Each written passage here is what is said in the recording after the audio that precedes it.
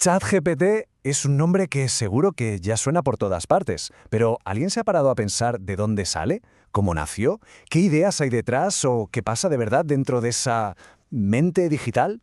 Bueno, pues hoy vamos a desvelar todo eso. Y todo, absolutamente todo, empezó con una palabra tan simple como esta. Hola. Millones de personas en todo el mundo la teclearon en una caja de texto, un poco a ciegas, sin saber muy bien qué iba a pasar. Y lo que vino después fue una respuesta sorprendentemente humana. Fue ese momento de wow colectivo, ¿no? La sensación de que la máquina no solo estaba respondiendo, sino que de alguna manera entendía. Y justo ahí, en ese instante, algo cambió para siempre nuestra relación con la tecnología. Así que, para entender bien ese momento, tenemos que rebobinar, irnos al origen de todo. Esta es la historia de cómo nació una máquina que conversa, las ideas que la hicieron posible y, sobre todo, qué pasa por dentro de esa mente digital cuando parece que solo está escribiendo. A ver, viajemos un momento a principios de la década de 2010. En aquel entonces, un grupo de investigadores y emprendedores, con gente como Sam Altman a la cabeza, crearon una organización que llamaron OpenAI. Y no tenían un objetivo cualquiera, no. Tenían una idea súper ambiciosa. Se hicieron una pregunta, pero ¿qué pregunta? Una de esas que quitan el sueño. Si la inteligencia artificial llegara a superar a la humana, ¿cómo nos aseguramos de que se usaría para hacer el bien?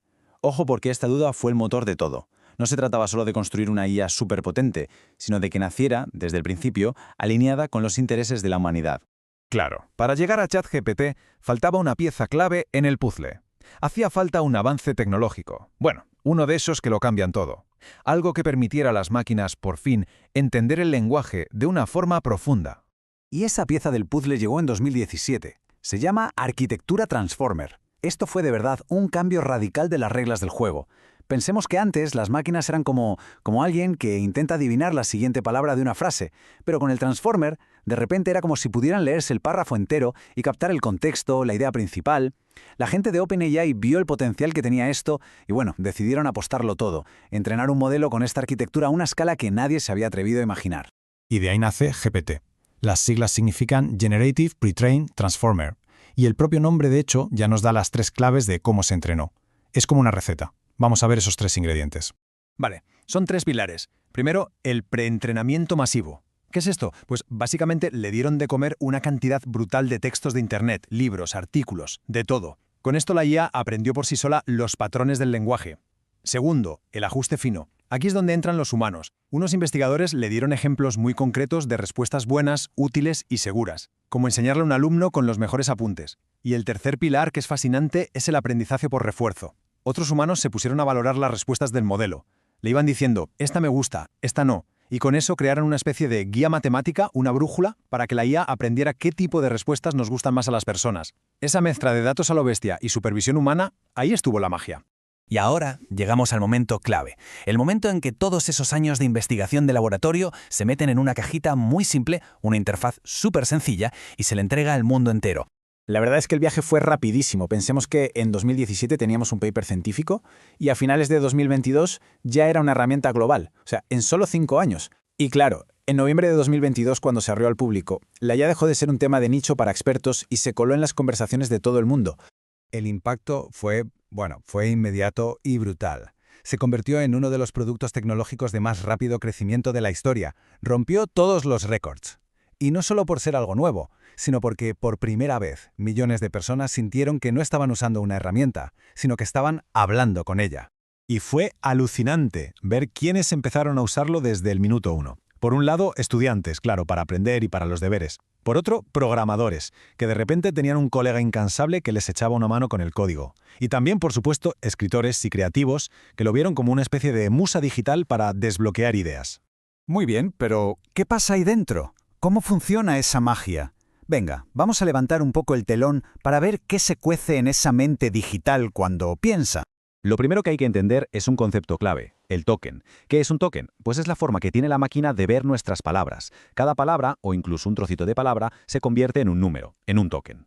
Así que el modelo no lee hola, lee un número que representa hola. No ve lenguaje, ve matemáticas. Y su trabajo es encontrar patrones entre todos esos números. Vale, ¿y cómo generar una respuesta? Pues en esencia son 4 pasos que se repiten a una velocidad de vértigo. Primero, nuestro mensaje se convierte en esos tokens, en números. Segundo, el modelo hace un cálculo estadístico para predecir cuál es el siguiente token más probable, o sea, la siguiente palabra más lógica. Tercero, comprueba constantemente que lo que va diciendo es coherente, que tiene sentido con todo lo anterior. Y cuarto, repite este proceso de predecir y comprobar miles de veces por segundo para ir construyendo la respuesta.